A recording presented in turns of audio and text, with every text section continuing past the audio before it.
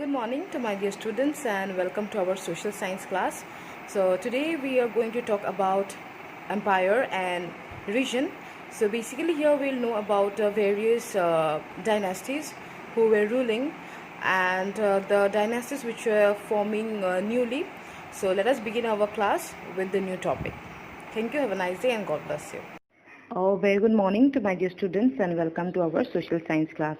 So far we have completed many of the topics from the chapter which happened and the changes which took place in the year in between 700 to 1700 BC. Right? So today we are going to start with the new topic, that is region and empire. So at that time, large states like Cholas, Tughlaqs or Mughals were formed. So basically we'll learn about Cholas in chapter 2 and Tughlaqs in chapter 3 and Mughals in chapter 4. And these are the regions which were more powerful. Although many regions, small regions were formed with many rulers, but these were the regions which were of larger geographical area. They dominated larger geographical areas, and that is why in history this Mughal Empire, then Cholas and Tughlaqs were of a great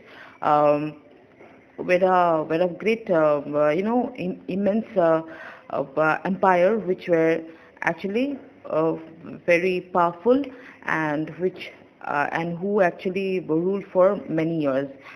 So Sanskrit Prashasti, my dear, you have already learned about Prashasti in class 6. Prashasti is something which is written to praise someone, right? So we learn about this in chapter 2. So Prashasti, for an example, of a Prashasti praising the Delhi Sultanate, Ghiyasuddin Balban in 1266 to 1287, explained that he was a ruler of vast empire that stretched from Bengal in the east to Ghazni in Afghanistan in the west and included all of the South India. People of different regions like Goda, Andhra, Kerala, Karnataka, Maharashtra and Gujarat apparently fled before his armies.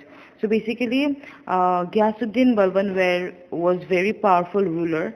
He ruled the empire and he stretched his empire from Bengal to Ghazni and till South India, right? And people from all these areas who were already ruling the areas, they just surrendered themselves in front of Ghiyasuddin Balban. So historians regard these as exaggerated claims of conquest. At the same time, they try to understand why rulers kept claiming to have control over different parts of the subcontinent. So historians wanted to know what is the reason of telling the ruling of empire in an exaggerated way. So Prashasti was such an a source from where we can know that how the king were ruling their empire and from which area the empire was being extended, right? So these are very small example of language and region.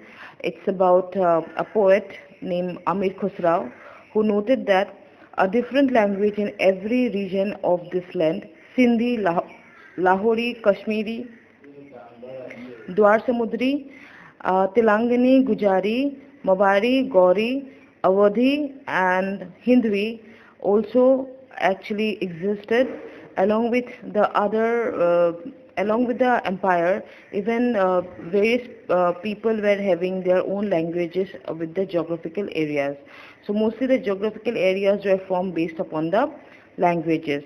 Amir Khusrau went on to explain that in contrast to these languages, there was Sanskrit which did not belong to any region. So basically Sanskrit was an old language and it does not belong to any region, and no one and like common people cannot understand it, do not know it. Only the Brahmins knew about the language Sanskrit. So let's see what happened in the medieval period by 700. So by 700, many regions already possessed distinct geographical dimensions and their own language and culture characteristics. Like Gujarat was formed, they speak Gujarati. Andhra Pradesh was formed, they speak Telangani.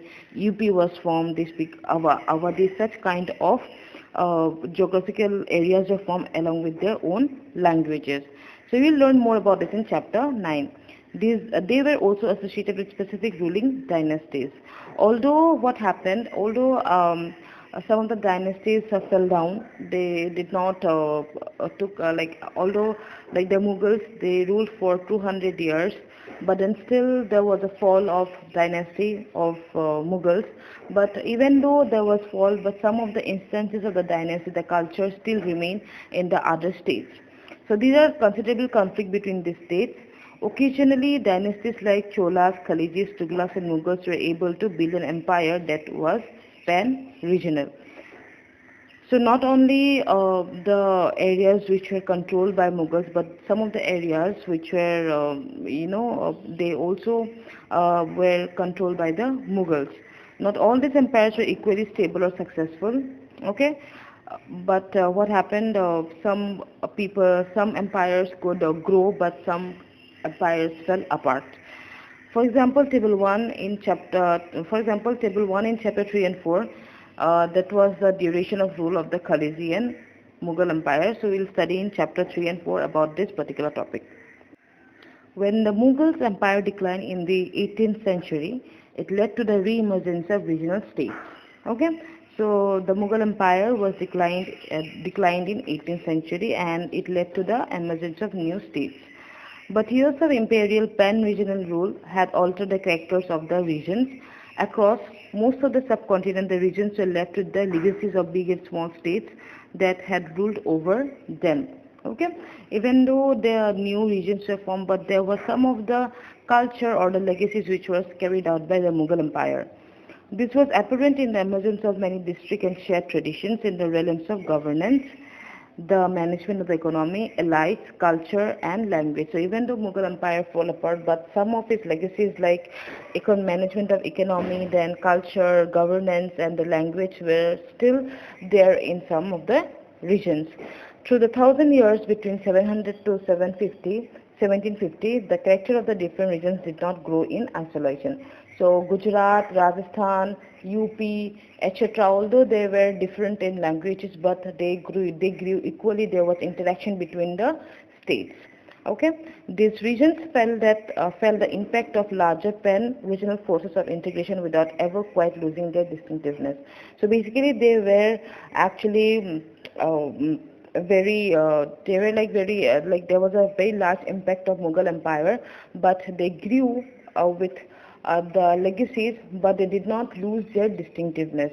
Although they had the impact of the Mughal economy, how they run, they had the impact of Mughal culture, then languages, but still they kept their distinctiveness without losing it, and also by building their own empire.